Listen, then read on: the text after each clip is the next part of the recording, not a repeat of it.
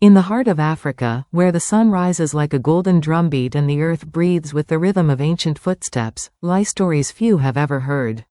Not the ones written in textbooks or sung in foreign tongues, but those whispered from elder to child, carried on the wind, and carved into the bones of tradition.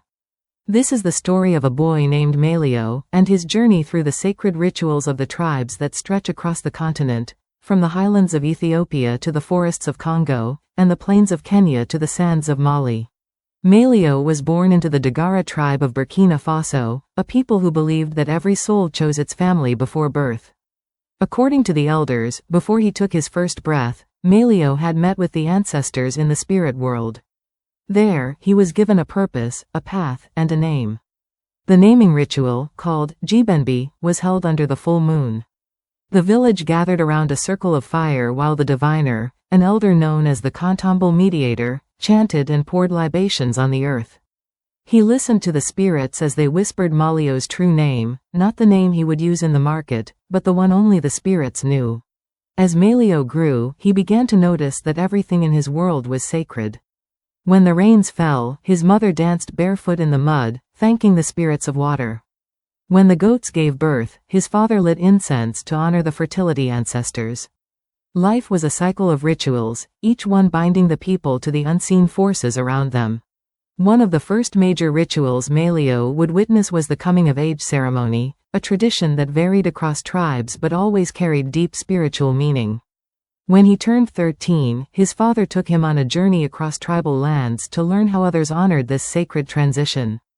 Their first stop was in the Samburu tribe of Kenya, known for their strength and warriorhood. Here, boys became men through the Moran initiation. In a clearing beyond the acacia trees, Malio watched as young boys, heads shaved and bodies painted in ochre, stood in a circle while elders spoke of courage, responsibility, and loyalty. Then came the test. The boys had to face circumcision without flinching, a ritual known as imuratare. To show fear was to shame one's family. It was not simply a physical act but a spiritual one, pain as a door to manhood. The blood spilled was sacred, it fed the spirits and marked the boys as protectors of the land.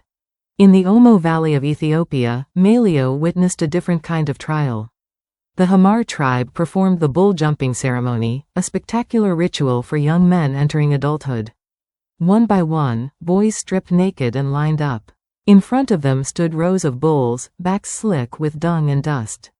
The initiate had to leap over the backs of the bulls, not once, but several times, without falling. Failure meant shame, while success meant the boy could now marry and own cattle. As drums beat in the background and women chanted songs of encouragement, Malio saw how deeply honor was tied to tradition. But not all rituals were about fire and blood. Some were about memory, dreams, and healing. In the forests of the Baka people of Central Africa, Malio encountered the Olima ritual, a ceremony for girls entering womanhood. Unlike other tribes, the Baka celebrated menstruation with pride. The girls were taken to the women's house, a sacred space away from the village, where they were taught the ways of the earth, the secrets of herbs, and the songs of fertility. Elder women painted their bodies with white clay, symbolizing rebirth, and danced under the moonlight. Malio listened from the shadows, humbled by the power of the unseen. Among the Baka, women were not just mothers, they were healers, priestesses, and guardians of life. Further west, in the land of the Dogon tribe of Mali, Malio was invited to witness the Dama ceremony, a ritual dance to guide the souls of the dead into the afterlife. The Dogon believed that without the Dama, the spirits of the dead could not join the ancestors, they would linger and bring misfortune. Over 6 days, masked dancers, wearing elaborate wooden masks shaped like antelopes, birds, and even entire houses, moved in complex rhythms. The air vibrated with drumbeats and sacred chants. Each dance told a story, of creation, of loss, of connection between the seen and the unseen. Malio watched, mesmerized, as the living spoke to the dead through movement. As they journeyed south into Zambia, Malio learned of the Lozi tribe's Kuumboka ceremony, a ritual that celebrated the king's journey from the floodplains to higher ground.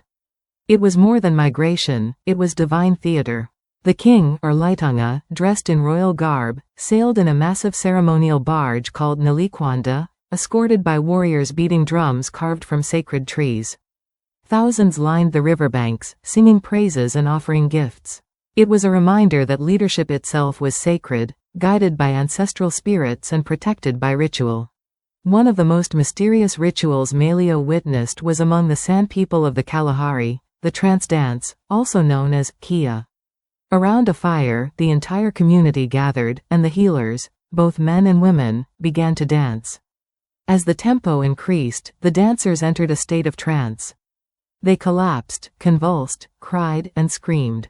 But they were not in pain. They were walking between worlds. In this sacred state, the healers were believed to see the sickness in others, to suck out the illness with their hands, and to carry messages from the spirit world.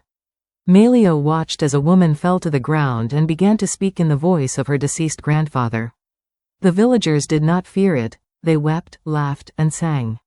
Here, death was not an end, it was a veil that could be lifted with rhythm and breath. Rituals also governed birth, marriage, and even the planting of seeds. In Nigeria, among the Yoruba people, Malio observed the naming ceremony called Ikomahad. 8 days after a child's birth, the family gathered for prayers, drumming, and ancestral praise.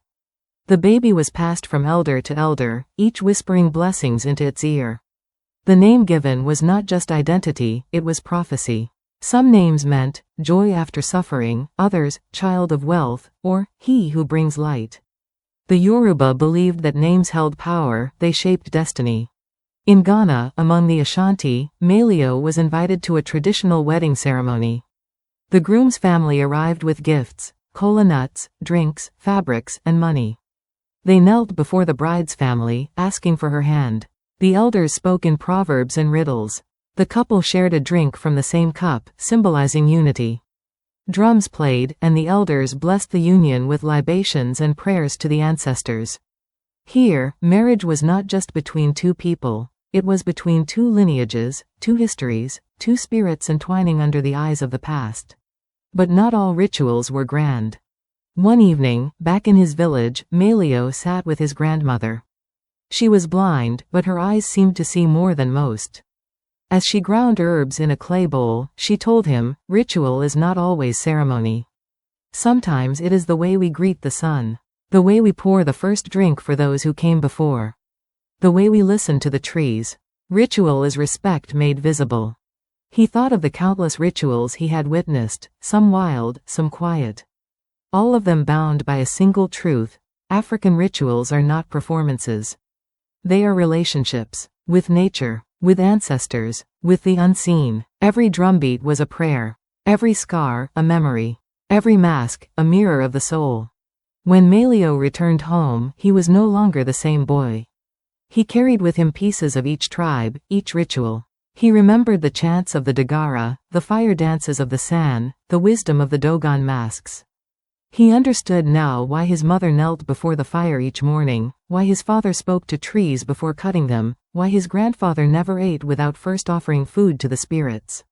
And so, on the night of his own initiation, when the elders painted his body in ash and ochre, when the drumbeats rose like thunder and the moon watched in silence, Malio stepped into the circle, not afraid, not uncertain. He raised his arms to the sky and sang the songs he had learned from lands far and wide. In his voice were the echoes of Africa's sacred rituals, a continent where the past is always present, and the spirits of the ancestors still dance among the living.